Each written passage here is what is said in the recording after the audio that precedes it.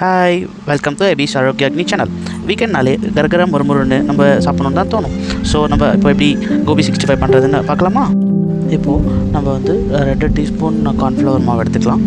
அதோட கொஞ்சம் 2 teaspoon garam masala, 2 teaspoon ஜீரா பவுடர், 1 டீஸ்பூன் காஷ்மீரி சில்லி போட்டுட்டு நம்ம தேவையான அளவுக்கு உப்பு போட்டுக்கணும். அதுக்கப்புறமா நம்ம குட்டி குட்டியாக நறுக்கி இருக்கிற காலிஃப்ளவரை நல்லா வாஷ் பண்ணிவிட்டு ஃபுல்லாக நல்லா வாஷ் பண்ணிவிட்டு நமக்கு எவ்வளோ தேவையோ அது அந்த அந்த இதில் அந்த மிக்சரோட ஆட் பண்ணிவிட்டு நமக்கு தேவையான அளவுக்கு தண்ணி ஊற்றி நிறையா தண்ணி விட வேண்டாம். ஏன்னா நிறைய தண்ணி விட்டால் அது நமக்கு கரெக்டான ஒரு இதில் ஃப்ரை ஆகி வரமாட்டேங்குது.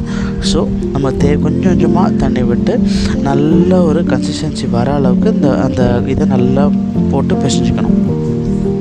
அது நம்ம எவ்வளோ நல்லா அந்த மிக்சர் மிக்ஸ் ஆகுதோ அந்த அளவுக்கு நமக்கு நல்ல ஒரு அவுட்புட் கிடைக்கும். ஸோ இப்போ நல்லா மிக்ஸ் பண்ணிவிட்டு வந்ததுக்கப்புறமா நம்ம ஒரு கன்சிஸ்டன்சி நல்ல ஒரு கூவியாக நல்ல ஒரு நல்ல பதத்துக்கு அது வந்துடும்.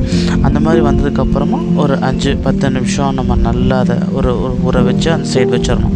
ஒரு சைடு நம்ம நல்லா வச்சா தான் அது நல்லா அந்த மிக்சர் காலிஃப்ளவரில் இறங்கி நல்லா மிக்ஸ் ஆகும்.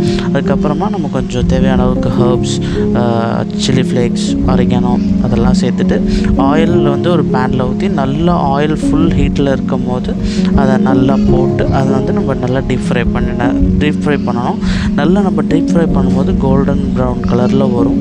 அந்த கோல்டன் ப்ரௌன் கலரில் வரும்போது தான் நமக்கு அந்த கிறிஸ்பியான ஒரு நல்ல ஒரு ஃப்ரைடாக நமக்கு கோபி 65 கிடைக்கும்.